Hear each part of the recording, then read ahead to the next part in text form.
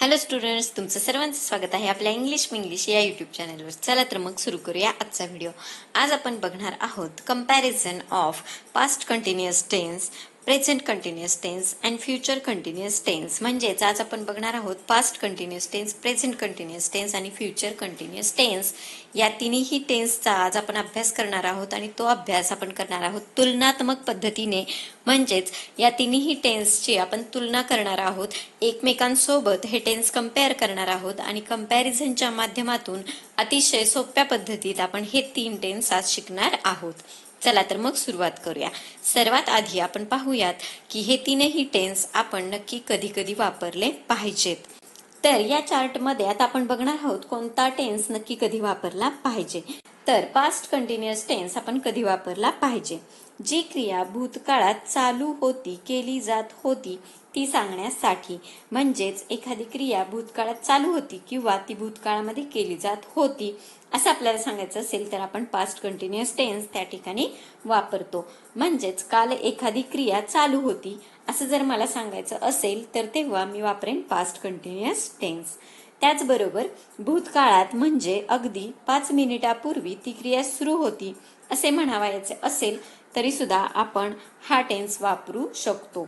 म्हणजेच भूतकाळामध्ये म्हणजेच अगदी 5 मिनिटापूर्वी. म्हणजे तुम्ही जर आत्ता एखादं वाक्य बोलत असाल आणि तुम्ही त्यावेळेस जर 5 मिनिटापूर्वी करत असलेली एखादी गोष्ट सांगत असाल तर तेव्हा सुद्धा तुम्ही पास्ट कंटिन्युअस टेन्स वापरू शकता.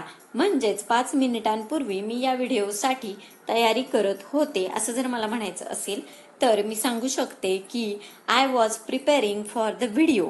म्हणजे मी त्या ठिकाणी वापरला पास्ट कंटिन्युअस टेन्स. म्हणजेच एखादी क्रिया अगदी 5 मिनिटापूर्वी सुरू होती असं म्हणावायचं असेल तरी सुद्धा तुम्ही पास्ट कंटिन्युअस टेन्स वापरू शकता. आता आपण बघणार आहोत प्रेझेंट कंटिन्युअस टेन्स आपण कधी वापरला पाहिजे. जी क्रिया वर्तमान काळात चालू आहे किंवा केली जात आहे ती सांगण्यासाठी. म्हणजेच प्रेझेंट कंटिन्युअस टेन्स आपण वापरतो कधी? जेव्हा एखादी क्रिया वर्तमान काळामध्ये चालू आहे. म्हणजेच आत्ता चालू आहे असं सांगायचं असेल किंवा वर्तमान काळामध्ये चालू आहे असं सांगायचं असेल तर तुम्ही वापरू शकता प्रेझेंट कंटिन्युअस टेन्स. आता वर्तमान काळात म्हणजेच आत्ताच क्रिया सुरू आहे असं जरी आपल्याला म्हणायचं असेल तरी सुद्धा आपण वापरू शकतो प्रेझेंट कंटिन्युअस टेन्स.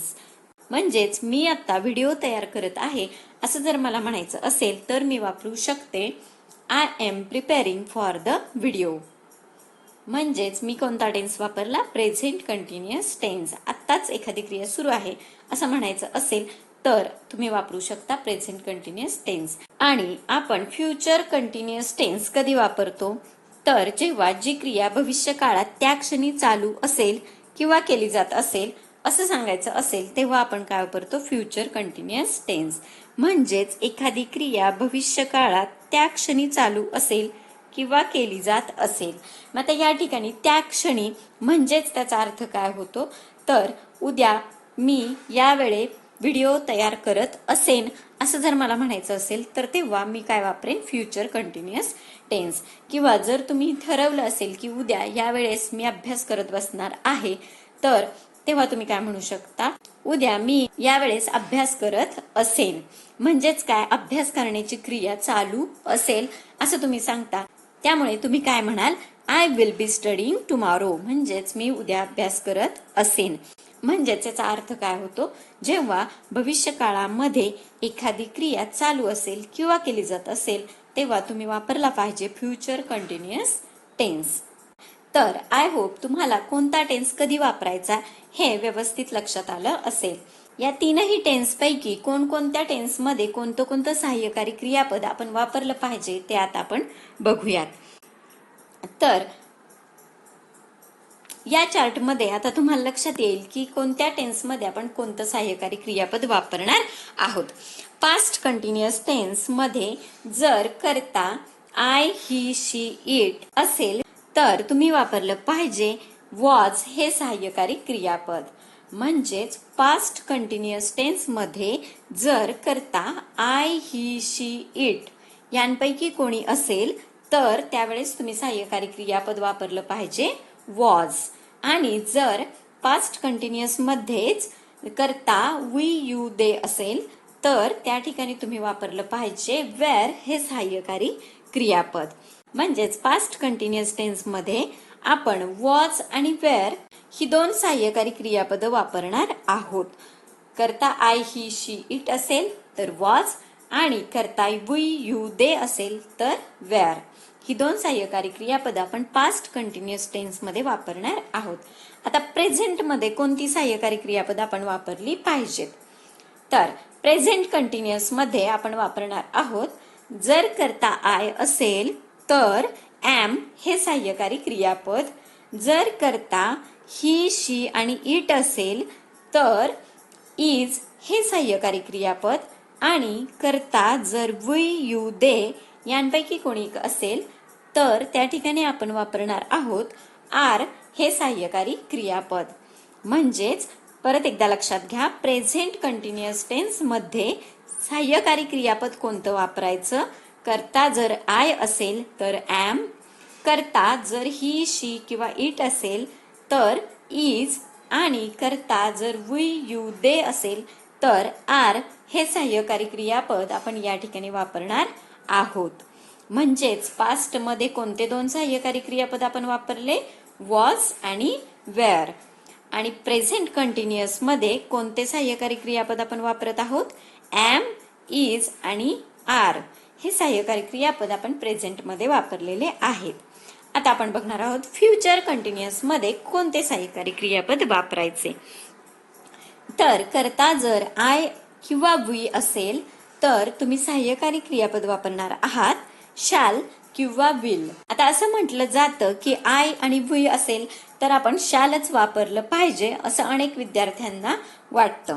परंतु मला या ठिकाणी तुम्हाला सांगायचं आहे की जर तुम्ही शॅलच्या ऐवजी आय आणि वी सोबत विल जरी वापरलं तरी सुद्धा ते ऍक्सेप्टेबल आहे. कारण आत्ताच्या मॉडर्न इंग्लिश मध्ये विल हा सुद्धा शॅल इतकाच ऍक्सेप्ट केला जातो. म्हणजे आय आणि वी सोबत तुम्ही विल वापरलं तरी सुद्धा ते चुकीचं आहे असा अर्थ होत नाही. त्यामुळे तुम्ही आय आणि वी सोबत सुद्धा विल हे सहाय्यकारी क्रियापद वापरू शकता. आणि जर करता you they he she it असेल तर आपण सहाय्यकारी क्रियापद वापरणार आहोत विल. म्हणजेच फ्युचर कंटिन्युअस टेन्स मध्ये आपण कोणते सहाय्यकारी क्रियापद वापरणार आहोत, शॅल आणि विल. म्हणजे पास्ट मध्ये आपण वापरणार आहोत वॉज आणि वेअर ही सहाय्यकारी क्रियापद. प्रेझेंट मध्ये आपण वापरणार आहोत एम, इज आणि आर ही सहाय्यकारी क्रियापद. आणि फ्युचर मध्ये आपण वापरणार आहोत शॅल आणि विल ही सहाय्यकारी क्रियापद आहे.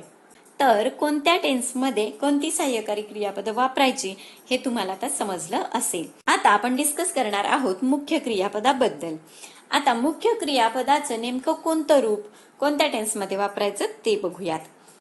पास्ट कंटिन्युअस टेन्स मध्ये आपण वापरणार आहोत क्रियापदाचे आयएनजी रूप. प्रेझेंट कंटिन्युअस टेन्स मध्ये देखील आपण वापरणार आहोत क्रियापदाचे आयएनजी रूप. आणि फ्युचर कंटिन्युअस टेन्स मध्ये सुद्धा आपण वापरणार आहोत क्रियापदाचे आयएनजी रूप. म्हणजेच मुख्य क्रियापदाचा आयएनजी फॉर्म आपण या ठिकाणी वापरणार आहोत. पास्ट कंटिन्युअस असेल किंवा प्रेझेंट कंटिन्युअस असेल किंवा फ्युचर कंटिन्युअस असेल तरी सुद्धा आपण वापरणार आहोत क्रियापदाचे आयएनजी रूप. मग क्रियापदाचे आयएनजी रूप जर सगळीकडे सारखेच आहे तर आपल्या वाक्यांचा अर्थ कशामुळे बदलतो, तर तो बदलतो सहाय्यकारी क्रियापदामुळे. म्हणजेच आत्ताच आपण या ठिकाणी सहाय्यकारी क्रियापदांचा अभ्यास केलेला आहे. तर ह्या सहाय्यकारी क्रियापदांमुळेच आपल्या वाक्याचा अर्थ बदलतो. मग आता आपण बघूयात जेव्हा आपण ही सहाय्यकारी क्रियापद मुख्य क्रियापदासोबत वापरतो तेव्हा त्याचा अर्थ नेमका काय होतो. आता पास्ट कंटिन्युअस टेन्स मध्ये आपण पाहिलं की वॉज आणि वेअर ही सहाय्यकारी क्रियापद वापरली जातात. मग जेव्हा वॉज रायटिंग किंवा वेअर रायटिंग असा आपण वापरतो तेव्हा त्याचा अर्थ होतो लिहित होतो, लिहित होते, लिहित होता किंवा लिहित होती. म्हणजेच या ठिकाणी अर्थ काय होईल, मी लिहित होतो, मी लिहित होते, तो लिहित होता, ती लिहित होती, ते लिहित होते आणि आम्ही लिहित होतो. जेव्हा प्रेझेंट कंटिन्युअस टेन्स मध्ये आपण एम, इज आणि आर ही सहाय्यकारी क्रियापद वापरतो आणि त्यासोबत मुख्य क्रियापदाचा आयएनजी फॉर्म वापरतो. मग जेव्हा आपण आयएनजी फॉर्म वापरणार आहोत, एम रायटिंग, इज रायटिंग आणि आर रायटिंग, तेव्हा त्याचा अर्थ काय होईल? लिहित आहे, लिहित आहोत, लिहित आहेस आणि लिहित आहेत. म्हणजे जसा कर्ता बदलेल तसा या ठिकाणी अर्थ बदलणार आहे. आता फ्युचर कंटिन्युअस टेन्स मध्ये आपण सहाय्यकारी क्रियापद वापरतो शाल किंवा विल, पण या ठिकाणी आपण शाल किंवा विल सोबत बी वापरणार आहोत. मग या ठिकाणी सहाय्यकारी क्रियापद आणि मुख्य क्रियापद जोडून काय होईल? Will be writing. मग विल बी रायटिंगचा अर्थ काय होईल? लिहित असेन, लिहित असेल, लिहित असशील किंवा लिहित असतील. म्हणजेच या ठिकाणी सुद्धा जसा कर्ता बदलेल तसा अर्थ बदललेला आहे आणि अर्थ बदलण्याचं काम हे सहाय्यकारी क्रियापदांनी केलेलं आहे, कारण इथं मुख्य क्रियापदाचं सेमच रूप आपण सगळीकडे वापरलेलं आहे. त्यामुळे वाक्याचा अर्थ जो बदलतो तो फक्त सहाय्यकारी क्रियापदांमुळे आणि कर्त्यामुळे बदलतो. आता आपण बघणार आहोत या तीनही टेन्स मधलं सेंटेन्स कन्स्ट्रक्शन किंवा सेंटेन्स स्ट्रक्चर. म्हणजेच आपण ह्या तीनही टेन्स मधलं वाक्य तयार कसं करायचं ते आता आपण बघणार आहोत. आता आपण पाहिलेलं आहे की पास्ट कंटिन्युअस टेन्स मध्ये कर्ता जर आय, ही, शी, इट असेल तर त्याच्यासोबत आपण वापरतो वॉज, आणि जर कर्ता वी, यू, दे असेल तर त्याच्यासोबत आपण वापरतो वेअर हे सहाय्यकारी क्रियापद. मग आपलं स्ट्रक्चर या ठिकाणी काय असेल? Subject plus was, were plus verb ING plus object. म्हणजेच सब्जेक्ट, त्यानंतर आपण वापरणार आहोत वॉज किंवा वेअर आणि क्रियापदाचा आयएनजी फॉर्म, आणि त्यानंतर शेवटी आपण वापरणार आहोत ऑब्जेक्ट. म्हणजेच सब्जेक्ट म्हणजेच कर्ता. आपण या ठिकाणी कर्ता आय घेतलेला आहे आणि त्यानंतर आपण वापरणार आहोत वॉज किंवा वेअर. तर कर्ता आय सोबत वॉज वापरायचं हे आपण ऑलरेडी शिकलोय आणि म्हणून आपण इथे घेतलंय वॉज. आणि त्यानंतर क्रियापदाचा आयएनजी फॉर्म आपण वापरायचा हे सुद्धा आपण पाहिलंय, म्हणून आपण राईट या क्रियापदाचा आयएनजी फॉर्म घेतलाय रायटिंग. आणि त्यानंतर आपण ऑब्जेक्ट म्हणून वापरलेलं आहे अ लेटर. त्यामुळे आपलं वाक्य झालंय I was writing a letter. आता आपण कर्ता म्हणून घेतलेला आहे दुसऱ्या सेंटेन्स मध्ये वी. तर आपण ऑलरेडी शिकलेलो आहोत की कर्ता जर वी, यू आणि दे असेल तर आपण त्याच्यासोबत वापरणार आहोत वेअर. मग आपला कर्ता या ठिकाणी आहे वी, तर त्याच्यासोबत आपण वापरलेला आहे वेअर. त्याच्या पुढे आपण वापरणार आहोत मुख्य क्रियापदाचा आयएनजी फॉर्म.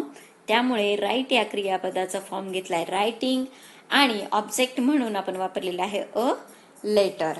म्हणजेच आपलं वाक्य झालंय we were writing a letter. म्हणजेच या ठिकाणी पास्ट मधले दोन सेंटेन्सेस आपण पाहिले. एक पाहिलं I was writing a letter आणि दुसरं we were writing a letter. आता या ठिकाणी तुम्ही दुसरा एखादा कर्ता जरी वापरलात तरी सुद्धा तुम्हाला आता माहिती झाले की कोणासोबत वॉज वापरायचं आणि कोणासोबत वेअर वापरायचं. त्यानुसार वापरून तुम्ही तुमची वाक्य तयार करू शकाल. आता आपण बघणार आहोत प्रेझेंट कंटिन्युअस टेन्स. आता प्रेझेंट कंटिन्युअस टेन्स मध्ये कर्ता जर आय असेल तर आपण वापरणार आहोत एम. कर्ता जर ही, शी किंवा इट असेल तर वापरणार आहोत इज. आणि कर्ता जर वी, यू, दे असेल तर आपण वापरणार आहोत आर. मग आता आपलं सेंटेन्स स्ट्रक्चर काय होईल? तर सेंटेन्स स्ट्रक्चर असेल सब्जेक्ट प्लस एम, इज किंवा are plus verb ING plus object. म्हणजेच पहिल्यांदा आपण घेणार आहोत सब्जेक्ट, एम, इज, आर हे घेतलं आहे सहाय्यकारी क्रियापद. त्यानंतर मुख्य क्रियापदाचा आयएनजी फॉर्म आणि शेवटी वापरणार आहोत ऑब्जेक्ट. मग आपलं वाक्य काय होईल? कर्ता घेतला आहे आपण आय. आयच्या सोबत काय वापरायचं? सहाय्यकारी क्रियापद एम, त्यानंतर मुख्य क्रियापदाचा आयएनजी फॉर्म आणि त्यानंतर ऑब्जेक्ट. मग आपलं वाक्य काय झालंय? I am writing a letter. त्याचप्रमाणे आपण नंतर कोणता कर्ता घेतलेला आहे? ही. आणि ही सोबत काय वापरायचं? इज हे सहाय्यकारी क्रियापद. त्यामुळे आपण घेतलेलं आहे इज. त्यानंतर मुख्य क्रियापदाचा आयएनजी फॉर्म आणि त्यानंतर ऑब्जेक्ट म्हणून आपण घेतलंय अ लेटर. मग वाक्य काय झालं आपलं? He is writing a letter. Next आपण घेतलेला आहे वी. वी हा करता घेतल्यानंतर वी, यू आणि दे यांच्यासोबत आपण काय वापरायचं आहे, आर, म्हणून आपण घेतलाय आर. त्यानंतर क्रियापदाचा आयएनजी फॉर्म वापरायचा म्हणून घेतलेला आहे राईट या क्रियापदाचा आयएनजी फॉर्म. आणि ऑब्जेक्ट म्हणून आपण या ठिकाणी वापरतो आहोत a letter. We are writing a letter असं वाक्य आपलं या ठिकाणी झालेलं आहे. म्हणजेच प्रेझेंट कंटिन्युअस टेन्स मध्ये आपण कोणती सहाय्यकारी क्रियापदं वापरली आहेत, एम, इज आणि आर. आणि आपली वाक्य काय झालेली आहेत, I am writing a letter, he is writing a letter, we are writing a letter. त्यानंतर आता आपण बघणार आहोत फ्युचर कंटिन्युअस टेन्स. आता फ्युचर कंटिन्युअस टेन्स मध्ये करता कोणीही असेल तरी विल वापरायचा असं या ठिकाणी सांगितलेलं आहे. सहाय्यकारी क्रियापद आपण जेव्हा मगाशी पाहिली तर त्यामध्ये मी तुम्हाला सांगितलं की आपण शालच्या ऐवजी विल वापरू शकतो. त्यामुळे या ठिकाणी मी शाल न घेता फक्त विल हे क्रियापद वापरून दाखवलेलं आहे. तर फ्युचर कंटिन्युअस मधलं सेंटेन्स स्ट्रक्चर काय आहे, subject plus will plus be plus verb ING plus object. Subject म्हणून आपण या ठिकाणी घेतलेला आहे आय, त्यानंतर वापरलेला आहे विल बी प्लस क्रियापदाचे आयएनजी फॉर्म म्हणून आपण घेतलेला आहे राईट या क्रियापदाचा आयएनजी फॉर्म. आणि अ लेटर हे आपण या ठिकाणी घेतलेलं आहे ऑब्जेक्ट. आणि म्हणून आपलं वाक्य झालेलं आहे I will be writing a letter. आता या ठिकाणी आयच्या ऐवजी दुसरा कोणताही करता जरी तुम्ही घेतलात तरी सुद्धा फक्त तो करता बदलला जाईल, बाकी वाक्य आहे असंच राहील. He will be writing a letter, they will be writing a letter, she will be writing a letter, it will be writing a letter. म्हणजेच काय झालं, पूर्ण वाक्य आहे तसंच राहिलं, फक्त करता बदललेला आहे. आणि करता बदलला की तुमच्या वाक्याचा अर्थ बदलेल. तर हे आहेत पास्ट कंटिन्युअस, प्रेझेंट कंटिन्युअस आणि फ्युचर कंटिन्युअस टेन्स मधलं सेंटेन्स स्ट्रक्चर. आय होप तुम्हाला या तीनही टेन्स मधली वाक्य कशी तयार होतात, कशी तयार करायची हे समजलं असेल. आता आपण बघणार आहोत या तीनही टेन्स मधील काही सेंटेन्सेस. तर या ठिकाणी पास्ट कंटिन्युअस, प्रेझेंट कंटिन्युअस आणि फ्युचर कंटिन्युअस या तीनही टेन्स मधील काही वाक्य मी तुम्हाला अभ्यासासाठी देत आहे. तर त्या वाक्यांमध्ये काळानुसार कसा बदल होत गेला आहे हे तुम्ही लक्षात घेतलं तर तुम्हाला टेन्स शिकायला आणखी सोपं जाईल. आणि टेन्सनुसार वाक्य तयार करणं हे सुद्धा खूप सोपं आहे हे तुमच्या लक्षात येईल. तर first is they were finding a pen. याचा अर्थ काय होतो, ते पेन शोधत होते. त्याचंच प्रेझेंट मधलं वाक्य होईल they are finding a pen. त्याचा अर्थ होईल ते पेन शोधत आहेत. आणि त्याचा फ्युचर मध्ये वाक्य होईल they will be finding a pen. ते पेन शोधत असतील. म्हणजेच या ठिकाणी तुमच्या पहिल्याच वाक्यामध्ये लक्षात आलं असेल की आपण फक्त सहाय्यकारी क्रियापदामध्ये बदल करून त्या वाक्याचा टेन्स चेंज केलेला आहे.